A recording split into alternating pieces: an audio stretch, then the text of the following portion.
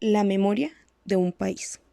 En un lugar donde a diario se viven sucesos que impactan nuestro razonamiento, pretendemos sufrir de olvido.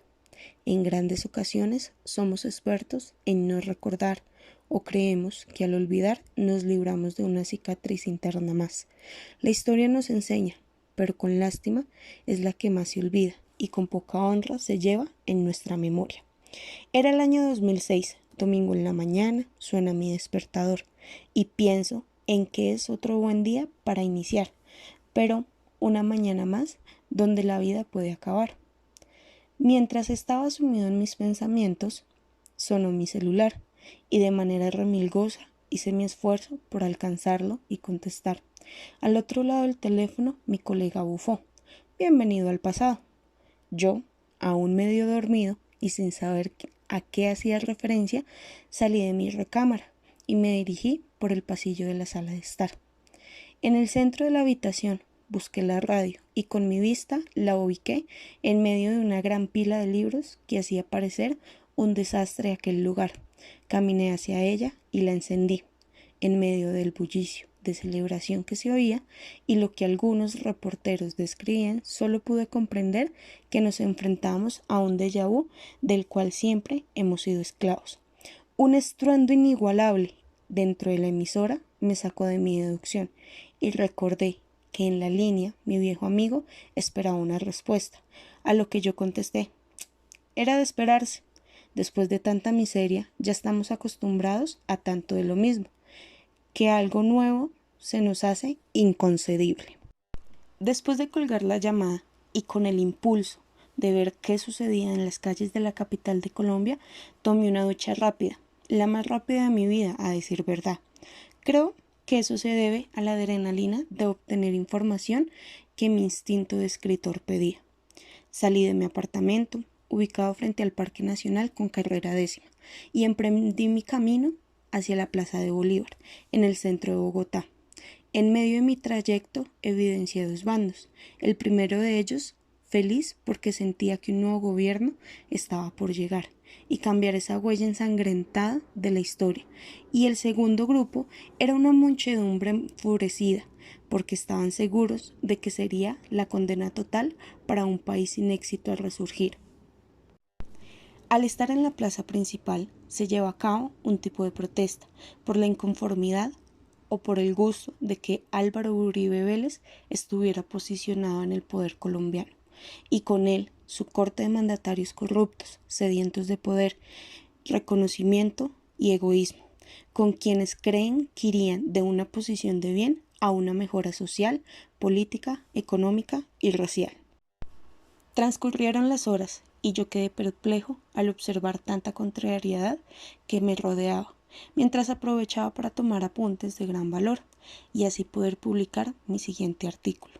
No pude evitar pensar que esto tenía un aire de familiaridad. Mientras escarbaba en las cajas de mi memoria para hallar lo que deseaba, seguí contemplando las escenas de conformismo u oposicionismo que se presentaban en aquella plaza, y fue allí, en un momento determinado, por el cual una frase contundente detonó mi memoria. Esta es la misma batalla que los liberales y los conservadores enfrentaron años atrás, solo que aquí es otra gente, otro líder, otro nombre, pero es siempre lo mismo. Y entonces lo entendí. Recordé el libro de Al pueblo nunca le toca, del escritor Álvaro Salón Becerra, donde nos da la historia pasada, contada con humor y gracia, pero entre eso su verdad estaba echada. Y sí, estaba totalmente en lo cierto. Es lo mismo, pero diferente aspecto, habla o apariencia, con las que se creen que nos pueden engañar, haciendo creer que el pueblo es fácil de olvidar. Nosotros somos capaces de pasar página más rápido de lo que creemos, para simular que nada de esto está sucediendo.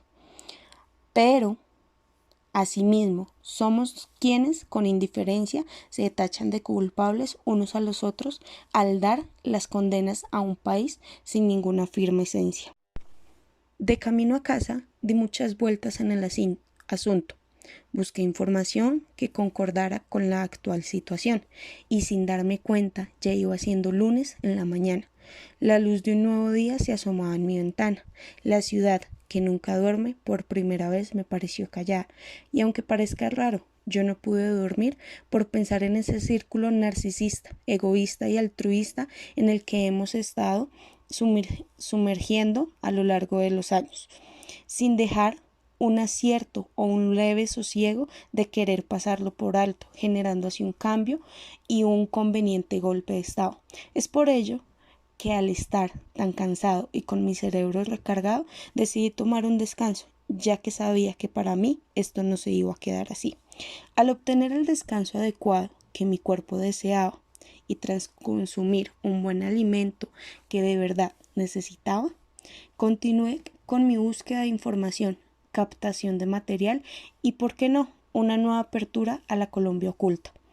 Inicié por algo llamado el Bogotazo, el cual se dio por la muerte de un gran político llamado Jorge Eliezer Gaitán.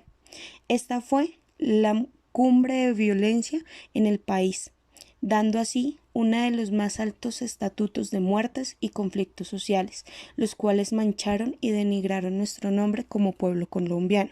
Suceso tras suceso que pude ir leyendo en los antiguos periódicos o pergaminos informativos que tenía a mi alcance en las bibliotecas o lugares de estudio decentes para ingresar, pude hallar aportes de gran valor e interés, los cuales provenían de diferentes casas editoriales, periódicos u autores anónimos que decidieron dejar su huella para que los curiosos, como yo, obtuviéramos más de donde sustraer información de implacable interés. Entre todo el proceso de investigación y conexión histórica a la que me sumergí durante semanas, hallé situaciones pasadas como el golpe de Estado comandado por el general Rojas Pinilla, la toma del Palacio de Justicia, una nueva constitución política, la persecución política y falsos positivos.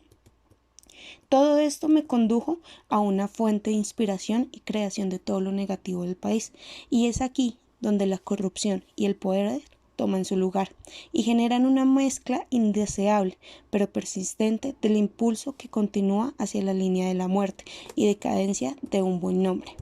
Se dice que los escritores somos capaces de captar, mantener y expresar lo que vemos, oímos o sentimos, pero esta vez el agobio de la curiosidad y la carga de información que yo mismo me forcé a tener por varias semanas, decidí descansar, respirar y disfrutar un poco de lo que había perdido en los últimos días.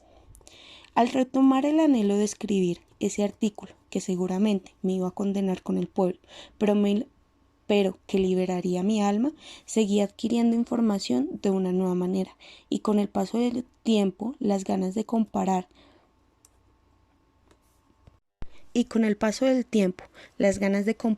para construir y redactar se fueron esfumando, ya que las noticias y la radio daban mayor información de un gobierno el cual normalizó un caos plagado de miedo, el cual empezó a obtener muertes repentinas, sospechosas e injustificables. Optaban por un ejército por el cual aterrorizaban o amenazaban a ciudades o pueblos, dejando a un lado las promesas de un buen partido en la basura, para así sacar a relucir su cara detrás de la máscara. Hoy, para el año 2022, querido lector, te puedo contar que la historia no se ha podido cambiar.